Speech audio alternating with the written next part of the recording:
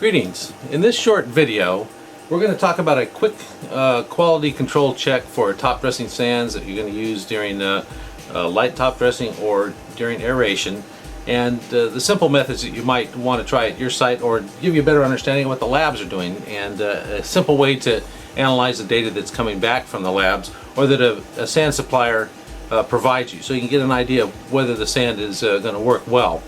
And it's one thing to get a sand that meets USGA specifications, which we always recommend that, but there's quite a range of values that you might get within USGA specifications, some which will turn out to be, I think will perform better if you're looking for firm surfaces, and that would be a distribution that's well graded. And we'll show you what we think is the best for that, to give you a good firm surface. So let's take a look at a quick QC method.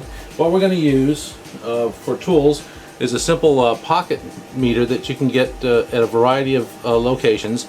That's good to, this one goes up to 150 grams. We're only going to be using it around the 100 gram area. And with that device, we simply turn it on. We're going to use you need a few beakers or some sort of cups to contain materials. We'll put the beaker onto the scale at first, and then we hit the tare to remove the weight of the beaker itself. And then we're going to weigh 100 grams of the sand that we're going to look at to put onto the sieves. And you want to be careful at this step, because weighing out the sand that you put onto the sieves is going to directly influence what comes out. And then we'll take a look at how the sieve results come back when we put those on the shaker. This is a fairly standard sieve shaker. It's a commercial quality, so it gives a good shape to the samples. What we have to do now is just load the sample onto the sieves. Have to take the top off, keep the sand from just flying out of the sample. Throw the sample onto the top sieve, which is a 2 millimeter sieve on top. Close it up.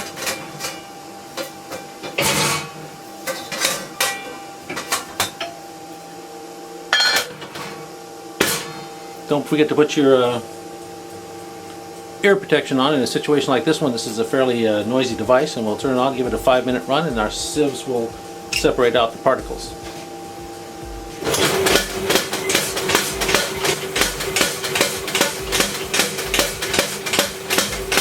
Okay, the sieve shakers are done, so now all I got to do is disassemble the stack, and then we'll collect the sand and weigh each one of the fractions to determine the distribution.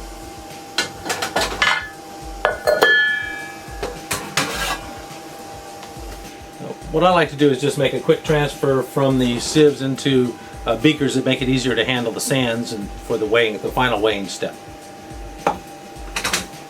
So now we're going to weigh and record the values. I'm using a printout from the spreadsheet that's provided, a link's provided this update, so that you can just write the numbers down on here and then enter them into the computer to give you a good QC value. So we'll weigh each one of the sieves from the 0.15, 0.25, 0.5, and 1 millimeter samples.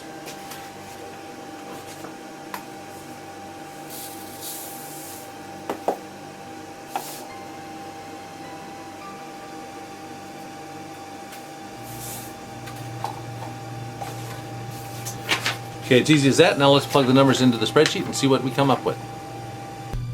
When you first open the spreadsheet, you'll get a layout that looks like this one, and there's a series of areas at the top where you can enter the data, particularly in this one area under sand. We'll put the name of the sand in there. In this case, let's start off with a problem green,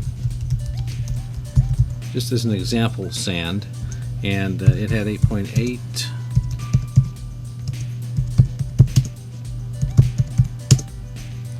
Once the data is entered, you'll see at the bottom of the screen there are two lines. This line corresponds to a USGA example, a good performing root zone sand. At the bottom of the screen we have the 0.15, 0.25, 0.5, and 1 millimeter sieve sizes, and up the y-axis is a transformation of the accumulation of sand on those particular sieves. So this is adding up more sand with each one of the sieves, with the targets being for the equation here where it says y equals we would like to see this number before the x being equivalent to 1.2, and the r squared, which defines how linear those data points are, we'd like to see it above 0.95. So those are the targets that we are looking for, and this particular sand fails to meet the 1.2 guideline right here, but it does have a good distribution of sand particles. They fall nicely along a line, but the slope of the line is too low.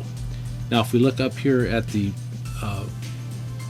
spreadsheet, you can see that we're looking for less than 20% on the USGA spec comparison. We need to see more than 60%. We can see we only have 28.8%, and then for the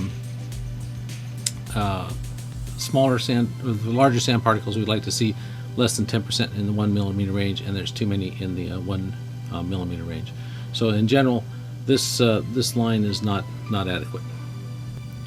Well, let's take a look at a few good performing and moderately well performing sands. In this case, this is Caltega 125. It's a product, Southern California supplier's product, and you can see that the line is looks very nice. The slope is 1.4 and the r square is 0.99, so it's a nice tight line, and it fits those guidelines that we're looking for, better than 1.2 on the slope and better than 0.95 on the r squared. Now let's take a look at the spreadsheet to see how the data performs. As we look down the USGA specs, we can see that we want less than 20% on the 0.15 millimeter, and we got 9.4% on the Caltega 125. If you look at the combination of the 0.25 and 0.5 millimeter particle sizes, we need to have greater than 60%, and it reports 76%. And for the 1 millimeter particles, we see that we need less than 10%, and the report is 7.9%. So it falls right into USGA specs from all those parameters. Well, here's a sand that's a number 30 sand, so it's on the smaller size. As you can see down at the bottom, the 0.15 to 0.25 range, there isn't many particles within those two size classes. The bulk of the particles are in the 0.5 millimeter range, so it's a very narrow distribution of particle sizes, and it flattens off above 0.5. This sand works well for sand top dressing to get it into the canopy and to infiltrate through the canopy nicely, and doesn't leave a lot of particles on the surface. We can see that the slope is good. It's above 1.25, but the r square is at 0.86, so that's a little bit on the low side, and you can see that curvy line. So it's not a really great distribution of particles in that particular sand, but it works well for getting sand if you're just top dressing, not necessarily for filling holes. The spreadsheet reinforces that information, as we can see that there's less than 20% in the 0.15 millimeter range, and if we look at the 0.25, 0.5 millimeter range, we see that there's 90%, 91%, almost all the particles are in that range. So it's very tight in that narrow range, with the bulk of the particles in the 0.5 millimeter range. Meets USGA specs from this particular component, but when they're very narrow particle size distributions such as this one, they tend to not firm up under foot traffic, and that's what we have seen in people who have used this particular type of sand for greens construction. It works well for sand top dressing to dilute the organic matter through the seasons, but we like to see something with a little bit more spread out particle size distribution for the root zone. This other sand, the number 20 sand, is another product that is common out in our area, out in the west, and it has more particles in the 0.25 millimeter range, so it sort of flattens out the curve a little bit more. We can see that the r square is a little bit better at 0.88, and the slope is high enough at 0.173. Now let's take a look at the comparison to USGA specs on this one. In this case, we see that we're well below the 20% maximum for the 0.15 millimeter range particles. We're still in the 95, up in the high range for the 0.25 and 0.5 millimeter range. There's a little bit of a shift. In this case, we see that the bulk of the particles are in the 0.25 millimeter range instead of the 0.5 millimeter range that we saw in the number 30 sand.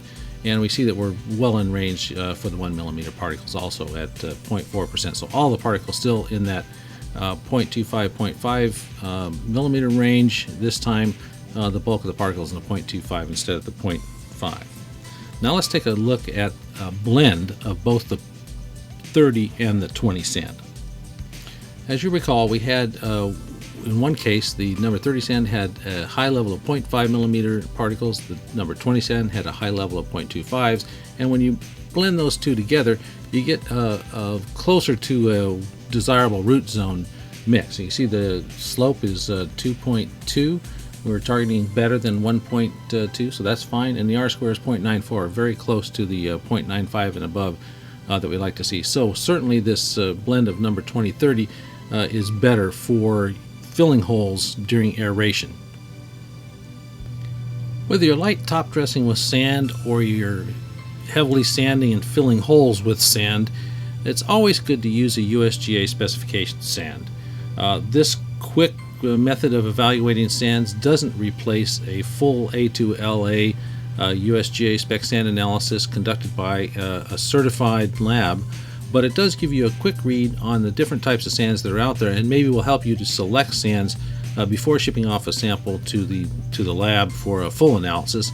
And then during the delivery process, you may want to run a few samples and take a quick look at these particle size distributions, just to give you a better feel that you're getting the right kind of quality of sand from your sand supplier.